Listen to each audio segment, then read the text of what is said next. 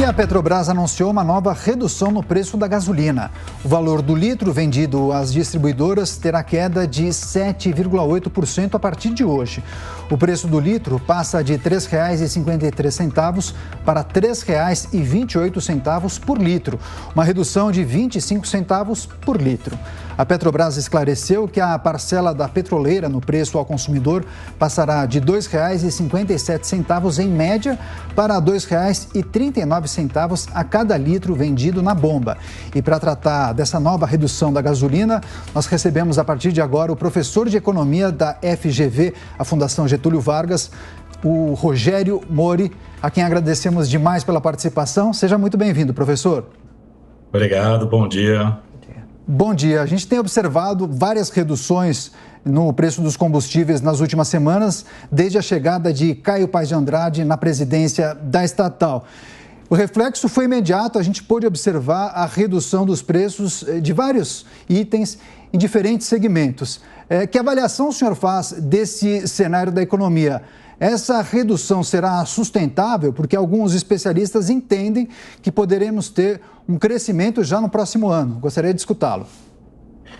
Na verdade, depois do preço de combustíveis, a gente teve vários dissabores no começo do ano, né? O preço do petróleo ele disparou depois da eclosão da guerra no leste europeu, né? O conflito entre a Ucrânia e a Rússia. Isso levou o preço do barril a cerca de $120. Nesse momento ele já recuou aí para casa dos $90, né? Até porque o mundo já está sinalizando para um crescimento menor nesse momento. A China já não está apontando que vai crescer 5% nesse ano. Os Estados Unidos já começa a dar sinais de desaceleração. Europa, ante o cenário inflacionário que ela está vivendo nesse momento, vai ter que desacelerar a sua economia. Então isso reflete no preço da commodity, que é o petróleo. E isso tem recuado. Então, nesse momento, a gente está na quarta redução desde julho, né, do preço dos combustíveis, né? A gasolina já caiu 19%. Claro que, inicialmente, a gente teve lá aquele movimento da redução do ICMS, né, a readequação que você teve ao colocar os combustíveis como um item essencial, ou seja, colocou o ICMS dos estados na casa dos 17%, tinha estados que cobravam mais de 30% de ICMS na alíquota dos combustíveis. Isso deu esse efeito inicial, né, que apareceu aí nos índices de inflação de julho.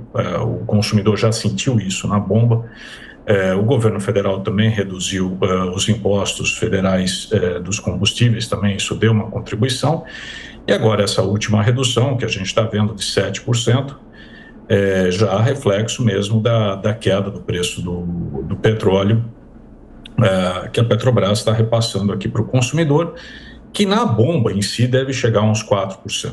Né? O estimativo que a gente tem é que o efeito final desses 7% para o consumidor vai chegar a uns 4%, que vai se refletir sobre o índice de inflação de setembro, né? Porque o de agosto já foi apurado, né? Essa redução que agora a Petrobras está promovendo, ela já vai impactar na inflação agora deste mês aqui. São reduções significativas, professor? O senhor citou alguns fatores internacionais. O governo brasileiro também tem responsabilidade nessa queda, nessa redução? Tem. O governo tem, né? Uma parte dessa redução ela é sustentável, né? Essa questão do ICMS ela não vai voltar atrás, né? A questão é como é que os governos estaduais, o ano que vem, vão recompor receita, né? Isso é uma questão que vai ficar para 2023. Como, aliás, toda a questão fiscal que está sendo feita é uma equação que vai ter que ser definida em 2023.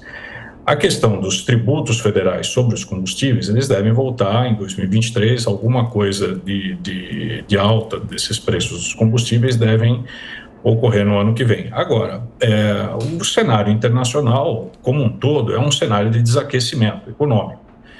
Então, muito provavelmente, a gente não vai ver uma alta do preço do petróleo como a gente viu no começo do ano, o que eu acredito que a gente deva ter aí mais ou menos o preço da gasolina, do diesel, oscilando aí em torno desse patamar daqui para frente.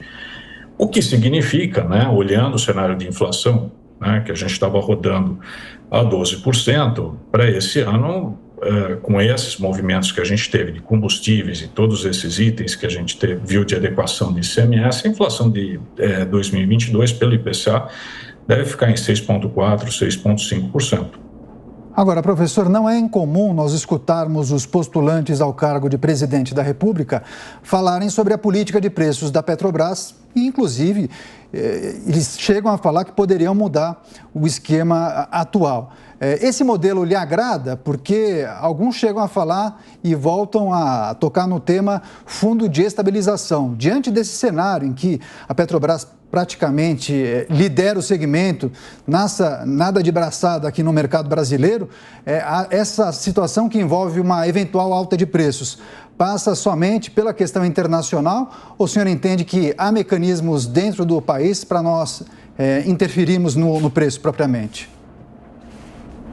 Olha, eu acho que confesso que eu tenho uma dúvida em relação a esse modelo que a gente tem atualmente da Petrobras, né? Eu me pergunto se a gente tem uma empresa que já atua com características de uma empresa privada, por que não privatizá-la, né? Ou então você estatiza e vamos para outro modelo, né? Eu acho que a Petrobras está exatamente no meio do caminho, né? Uma empresa estatal que opera como se fosse uma empresa privada, quer dizer, todo o impacto que você tem de preços de combustíveis lá fora é repassado automaticamente para cá, né? Com essa regra, quer dizer, você não tem uma amortização, como a gente viu no começo do ano, todo o impacto da guerra foi repassado aqui dentro, né? Um país onde todo o modal de transporte rodoviário, né, quer dizer, o impacto disso sobre a estrutura de preços brasileira é enorme, né? Todo o sistema de transporte brasileiro é baseado em rodovias, quer dizer, quando você aumenta o preço do diesel, isso aumenta o impacto inflacionário geral.